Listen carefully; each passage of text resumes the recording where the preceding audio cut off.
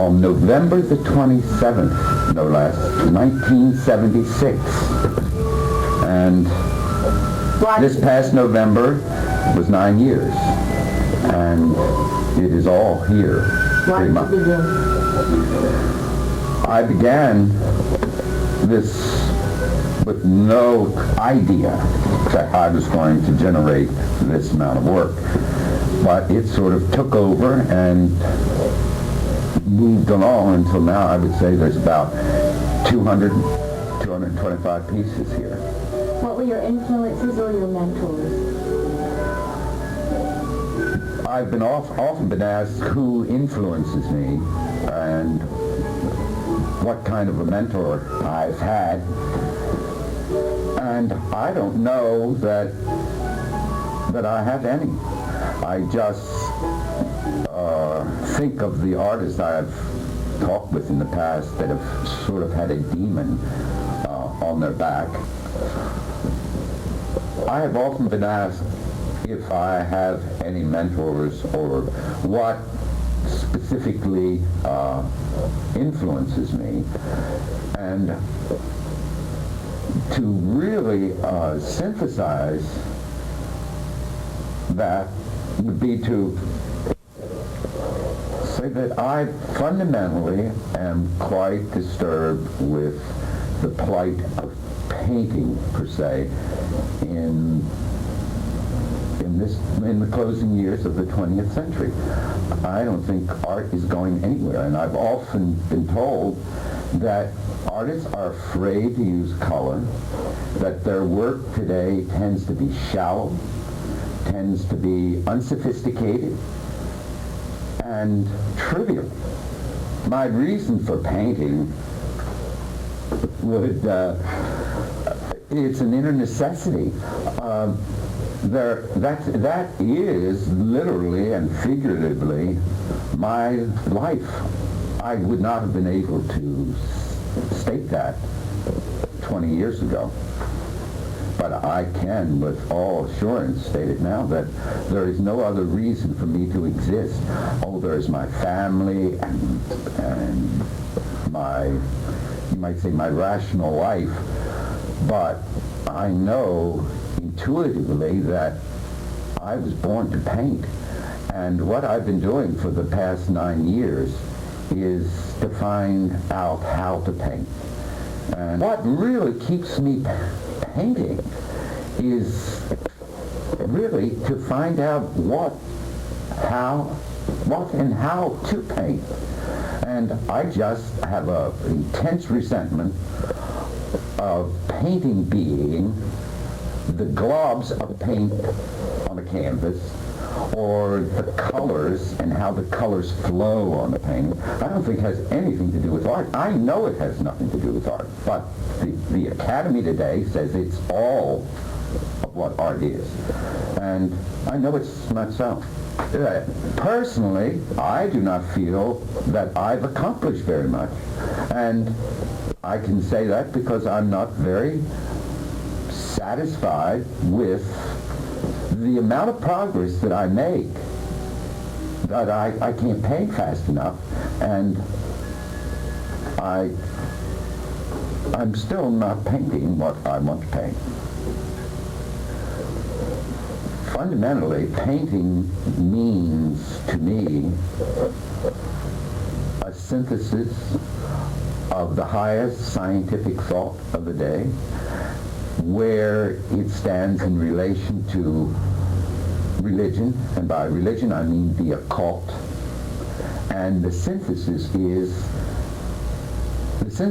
of the dialectic between the science and religion culminates in the philosophy, and it's there that I think the average artist paints because of that philosophical synthesis within himself of what does he believe in, what constitutes the metaphysics over against what constitutes the physics. And today I would say my mentor and that which influences me the most is what has been discovered by physics in quantum physics. And there lies a metaphysical question. And I use color actually as symbolic means. The paintings in this room, and I would say through the whole show, are the spectral colors, but I have one hitch. I will move from the violet to the red through blue, violet, blue, blue-green, green, but until I come to yellow-green, and then I go to a bronze tone, and then a silver tone, and then I'll come to yellow. So there is symbolic implication in the introduction of that silver and the bronze. And my paintings are organized around that flow of the spectral colors, because each one of those colors has a number, and I've given 12 numbers. And my colors are coordinated around the significance of that number, which I base on the Pythagorean concept that all is number, and even color is number. And the paintings are organized in the particular way that they are organized here is because I'm restricted by space. And like the paintings in this room and the paintings in all the other rooms are organized to get to the specific philosophy of the artist of those particular periods, to see what I can learn from that art phase, particularly in the development of the human psyche. Okay. Can we stop? See progress in the whole world progressing rapidly towards decay. So to me, progress is a negative word. Now, I start with, ultimately, I hope to get to what I call the room which will be a return to the cave of the mothers, where my first room I call the cave of the mothers. And it's in there that I try to capture the idea of before the Big Bang, or the Big Bang. I have the edge of infinity, and the way the Egyptians would call creation, the rupture of the perfection of the absolute, which resulted in what they called the primordial scission.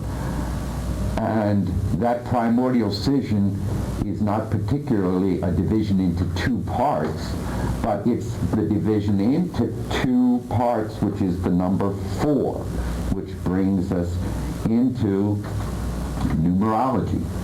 But a numerology that is not what is generally practiced, but I try to stick to what I feel the Pythagoras concept of numbers implies when he said all is number.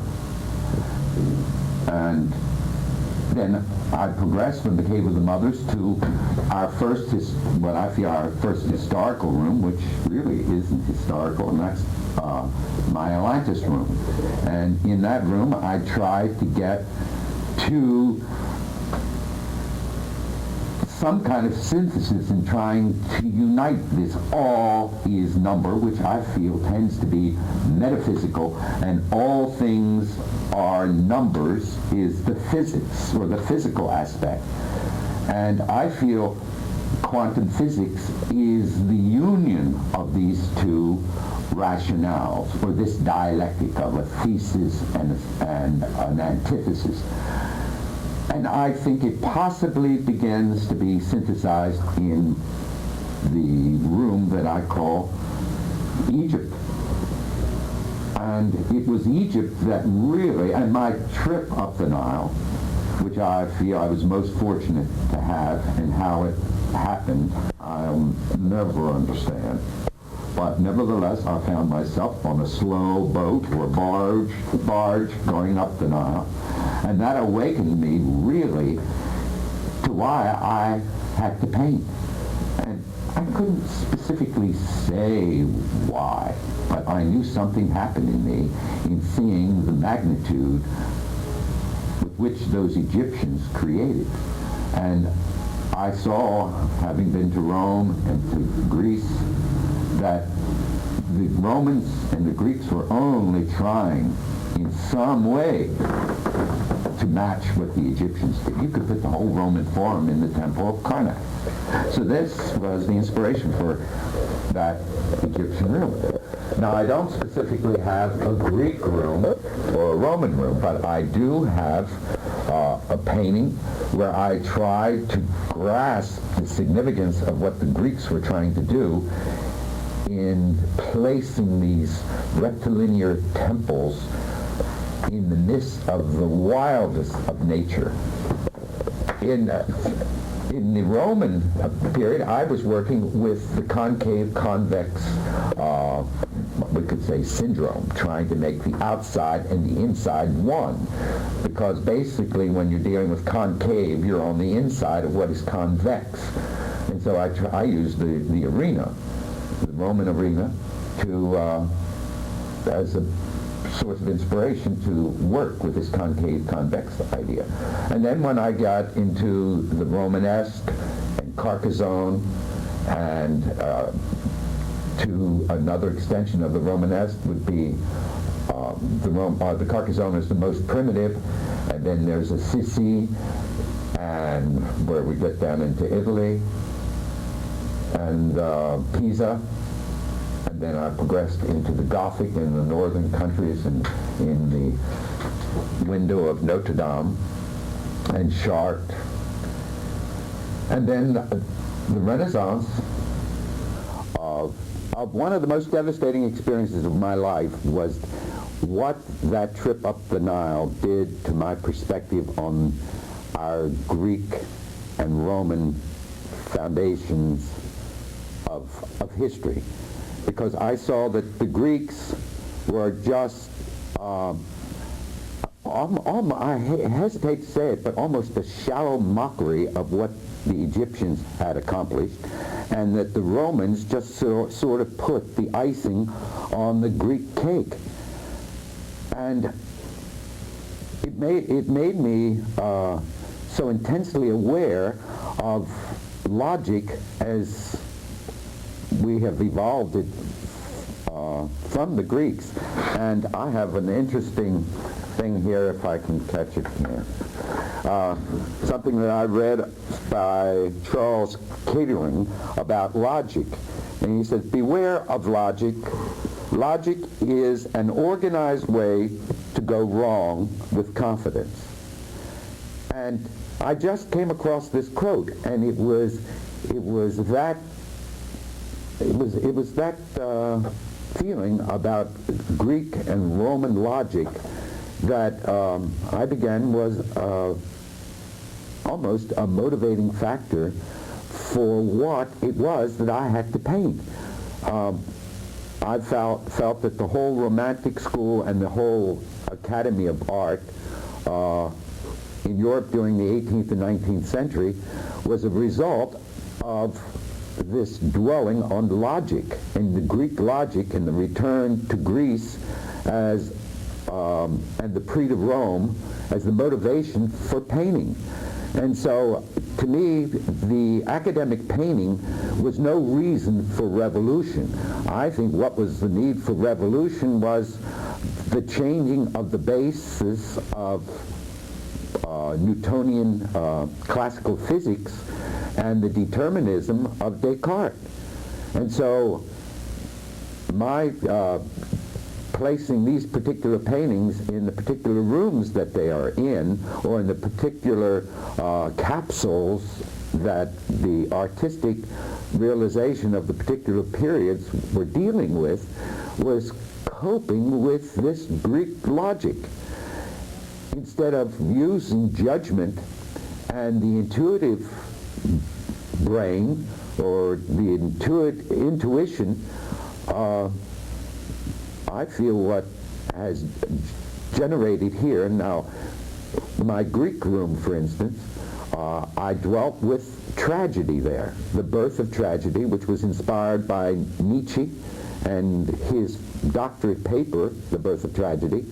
And then I have a whole series, a series of 4 paintings on what I call tragedy, which the one panel is Prometheus, the second panel is Dionysus, the third panel is Apollonian or Apollo, and the fourth is Epimetheus.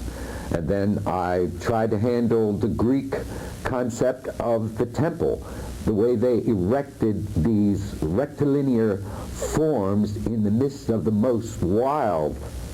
wildest aspects of nature, that many of these temples are in ruins because where they were built was in earthquake zones. And at Delphi, the way the top of the mountain rolled down right across the temples at Delphi and practically slid the whole Acropolis right off the mountain. And then my Roman bit, when you realize what do you attack when you attack Rome, or what do you paint when you try to paint the Roman artist's mind? Well, the Romans, wherever they could, they got their artists from Greece. But what intrigued me was the Roman arena in its what transpired inside of the arena over against the monumentality of the way that building is sitting there in the midst of Rome today. And so I played with what I find architects have played with, is the interior and exterior of a building. So in the arena, I worked with the concave, convex, trying to make them an immediate experience. The inside-outside is a singularity. And then I have paintings of trying to capture the Egyptian and the Greek and the Roman citizen. And just juxtaposing these three together to get an immediacy, there again, of these three peoples, and to conceptualize them in one. It was the actually experiencing the heads of the Egyptians and the heads of the Greeks, the philosophers, and then the heads of the Roman citizens and the Roman emperors. And when I stacked those three paintings on top of each other and began to absorb the consciousness or the psyche of the three of them, it sort of thrust me into this otherworldly nature of, we might say, the Dark Ages. And it was through that I began to see what the painting Carcassonne was all about that I had painted, where you feel I have that painted with the flowing of those stained glass windows with their metaphysical, I just don't know how to apply it, the metaphysical ambiance on top of those fortress-like physical walls. And here again is that interplay of the metaphysical and physical, or the science and the religious, or the occult. And this otherworldliness, which I'm finding that I synthesize in my own dialectics today with this classical concept of what constitutes the real over against the quantum concept of what is the real. And then the Romanesque period that evolved out of Assisi and my experiences in Assisi and Pisa and that leaning tower. People think of Pisa and they think of the leaning tower of Pisa. The leaning tower of Pisa being all there is to Pisa. And what happened, my painting on Pisa turned out to be the largest painting, and I've dwarfed it, the Tower of Pisa, that most people don't see the Leaning Tower in there.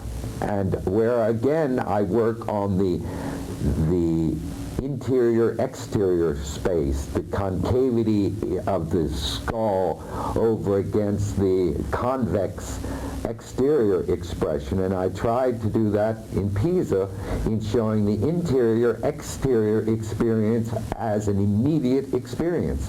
And I would say this concave-convex feeling has gone through all my work as the inside of the consciousness and the outside of the consciousness, the physics and the metaphysics. So when I show the painting of Notre Dame, of the Rayonnette window of the Cathedral of Notre Dame, I used gold and platinum and variegated leaf to show the glazing of the window, and then I painted the stonework. And here I used another concave convex concept of having the light, and many people look at it and think light is coming through that window, when it is the light bouncing off that metallic foil that gives you that immediacy of concave convex this interior-exterior light. And I'm thinking now of light as quanta, as light coming in packets. And it's out of Planck's discovery in December 1900 of the pulsing packets of light, photons in quantas, that evolved this whole generation of which I am a part. I was born in a time when the highest consciousness of this century were dwelling with the nature of subatomic particles. And it is like I find myself as an artist in the 20th century, that I'm swimming in the conscious perception of what these higher brains have been toying with. And my art is manifesting that with this classical physics, as I see it, as the convexness of reality, and quantum physics as the concavity of reality. And I'm finding this manifested in my work in spite of me, because I didn't know what I just stated when I painted those. I know it now, and it directly influences what I'm painting now. And it's going to directly influence it further when I move back to the cave of the mothers and I get into the concavity of my work instead of the convexity. And I feel artists today are playing around with what I term the concavity of reality, as opposed to this external reality of the mundane world. So when I look at Assisi, the painting I have of Assisi, there immediately I have the interior-exterior feeling. And then there's Soissons, that is ruins, and you feel that circular form of completeness, which to me is the union of the convex and the concave in an immediate presence. And then my Renaissance paintings there of Palazzo Vecchio in Florence. There I have the two there's the Statue of Victory, which is was intended for the interior of the Palazzo Vecchio, and the Statue of David was supposed to stand at the entrance. Now there's a copy there because of the value of David has been moved into the interior at the Academy. But there again, I have the juxtaposition of this youthful David and the mature man victorious over self. And there again is the introverted, extroverted, concave, convex, physical, metaphysical. And then the statues of Michelangelo's slaves, they are asleep. And to me, they are sort of the catharsis, I would say, of all that I've painted so far, embodied in these slaves asleep, unfinished, trying to tear themselves out of that physical, scientific block into a metaphysical awareness in their dreams. They are asleep, or are they dreaming? Are we dreaming, or are we asleep in our awakened moments? What is more real, as Freud tries to exemplify, in our dreams, or with this world out there? Is it our world? Is it our projected world? Now, I think this is best exemplified in my painting of Otto Duran, which is a union, actually, again, the exterior of that church, which is very Baroque, where the interior is Rococo. Now, the Baroque has been associated with the masculine elements in art, and the Rococo is where the female enters into the court, and her influence dominates, whether it's Marie Antoinette or Madame du Barry or Madame Pompadour. We find that we seemingly know more of Madame Pompadour, Madame du Barry, and Marie Antoinette than we do of Louis XIV, XV, and XVI. And we find in this Otto Duran the union of the light, the pervasiveness of light, exterior, interior light, seems to be, I haven't quite resolved what this painting, Otto Duran, is expressing. I find it more humorous than perhaps anything I've done. I don't know whether it's the sheer amount of work that is there, because it's absurd that much work should go into a painting today. To me, that I did it. It's almost like it's inconceivable that I did that painting. And that's as far as I've gone. One of the most, I would say, the most lucid way of explaining what I'm doing is to say, I don't know what I'm doing. And even in trying to express myself at this moment, I'm trying to understand why I've done what I've done.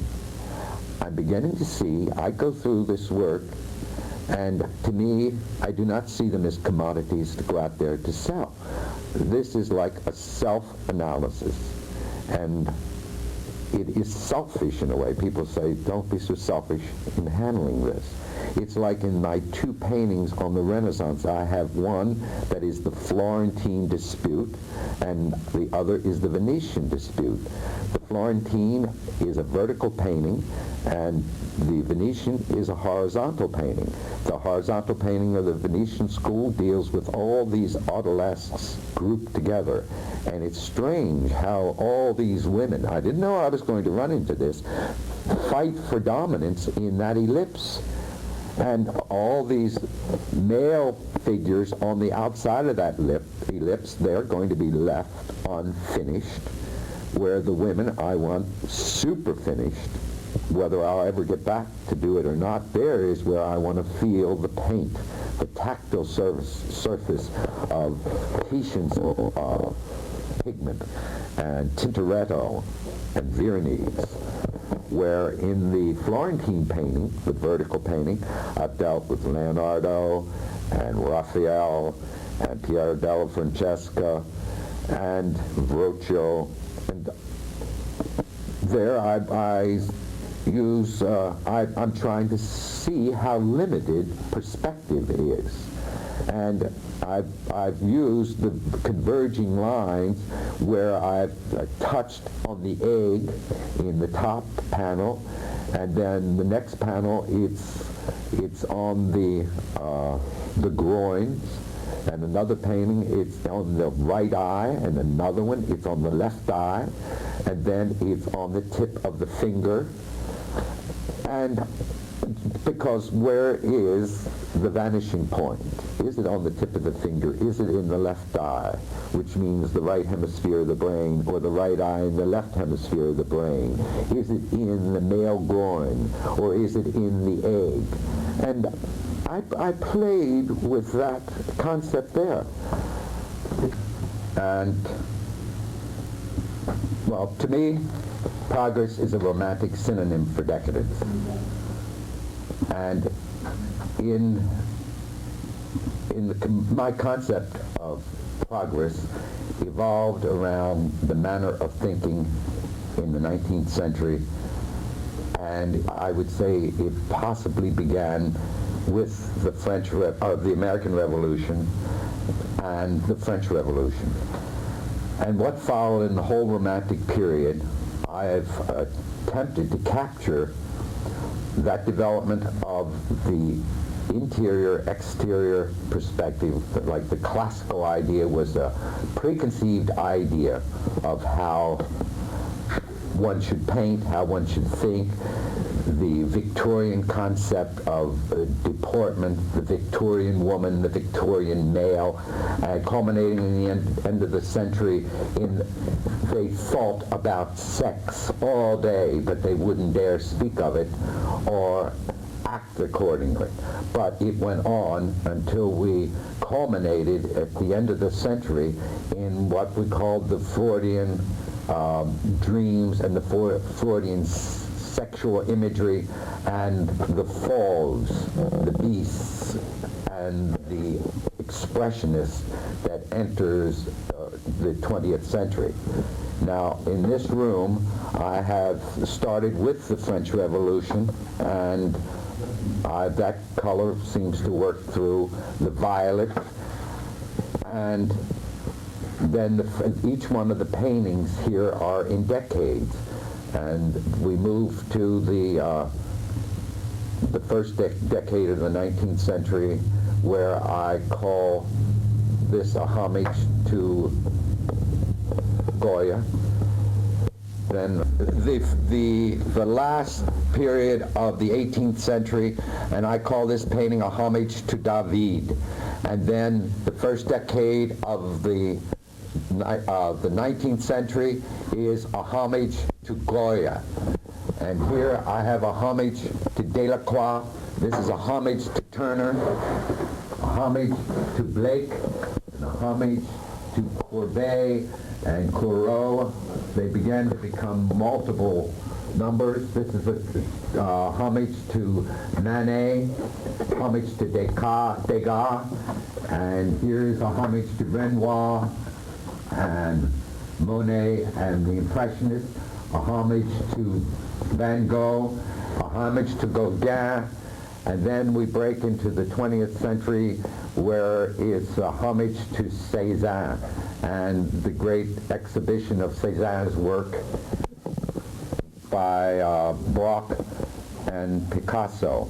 And I intend for these paintings to move on into the end of this century, and then I feel that I'll be able to get down to work on what I'm most concerned with is the interior nature of reality.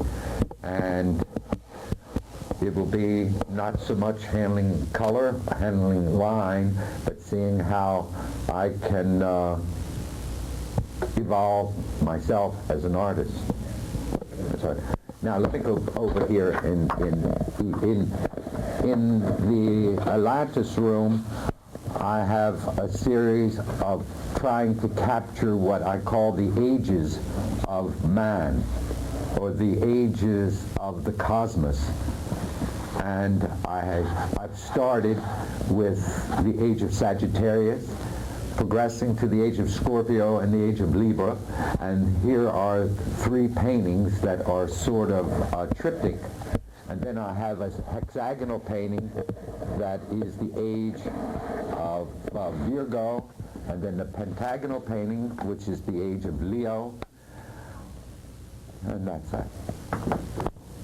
Here we have an entrance into the 19th century via the American and French Revolution. In this painting I call Homage to David. That's all. This is the first decade of the 19th century, a homage to Goya. Here we capture the travels of Napoleon in expanding the French Empire.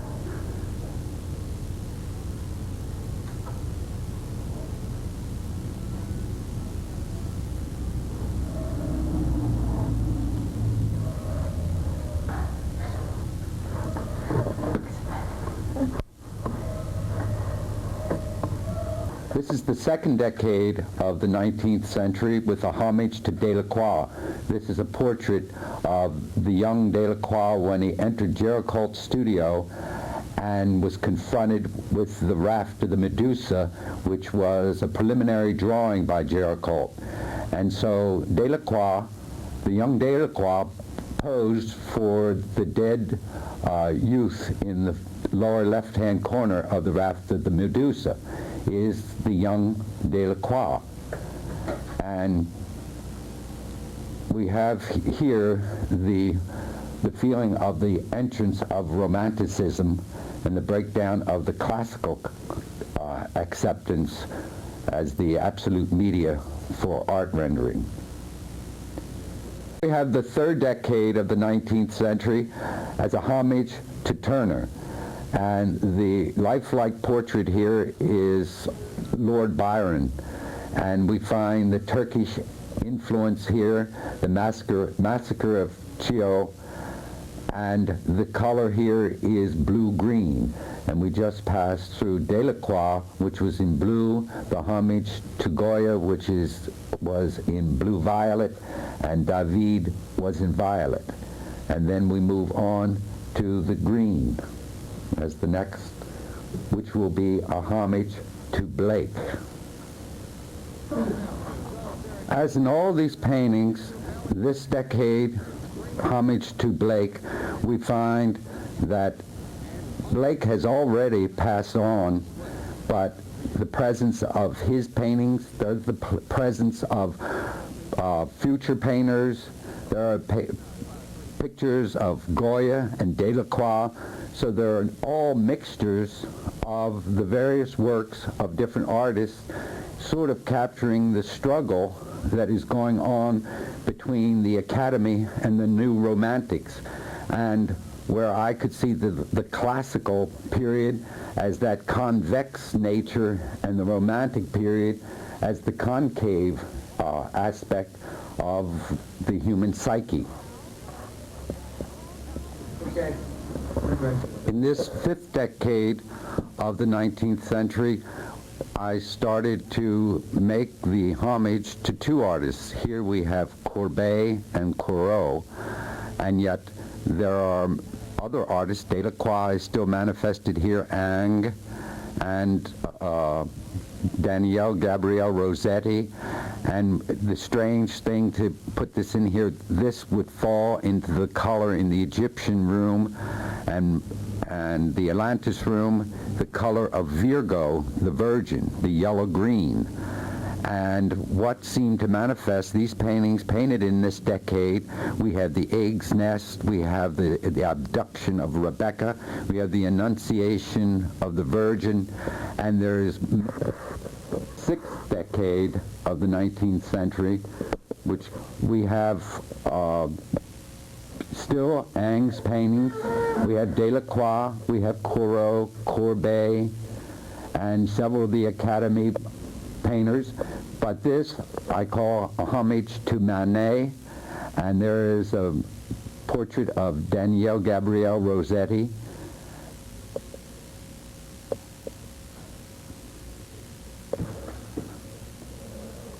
This painting of Ingres of the Turkish bath just astounded me that I should find it placed on this part of this canvas. of the 19th century is a homage to Degas, and just behind Degas is Marisol sitting on the balcony in a painting by Manet. And here we find the pervasiveness of the Academy and of the pre-Raphaelites, and we have entrance on the scene of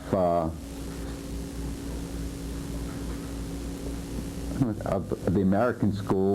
This is the 8th decade of the 19th century, and you see the conglomerate of artists, Renoir, Monet, Pissarro, Marisol,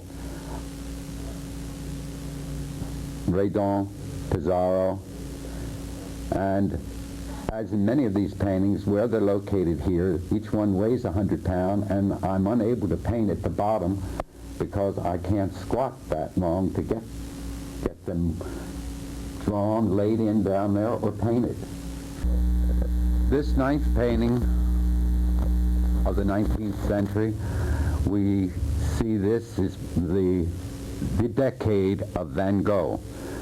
And we see Gauguin manifested here, Manet, and many of the other Impressionists. There's the portrait Cézanne, we see Van Gogh, Gauguin, and the painting I'm attempting to paint as an Impressionist, Expressionist crossover. And there are 72 paintings manifested here, and this is the first painting in all that I'm trying to unite all of the 72 paintings into one expression. In this homage to Munch and Gauguin, we close out the 19th century with paintings that were painted from 1890 through 1900. And we find the entrance of Expressionism in a painting that is predominantly focused on the red. And I found how the red dominated almost in spite of my pushing it too hard. And the last 3 paintings have been the most inspiring for me to do as I move on into the 20th century. In this first decade of the 20th century, we have the red violet, the entrance of the Expressionists, the Cubists, the Futurists, and the influence of Quanta's discovery on December 1900. And the accent of the Fauves, I find, is the manifestation of behaviorism, which seemed to be the dominant way of thinking that no longer was consciousness or the I considered valid motives for anything. The scientific method had generally taken off just at the time when Quanta was going to enter the picture and say, no longer is the observer removed from the observed, but the observer is the participator, and the participator is the conscious control of everything that exists. This is the first casting that was made from the original mold, which is in wood. This is done in Design Cast 47 and fiberglass. Each casting weighs 100 pounds. And with this first casting, I tried, and I'm trying, and in this bright light, I'm beginning to see how far I have to go to try to see if I can make this look as heavy as possible, the weight of metal. And it sounds like metal, and you can hear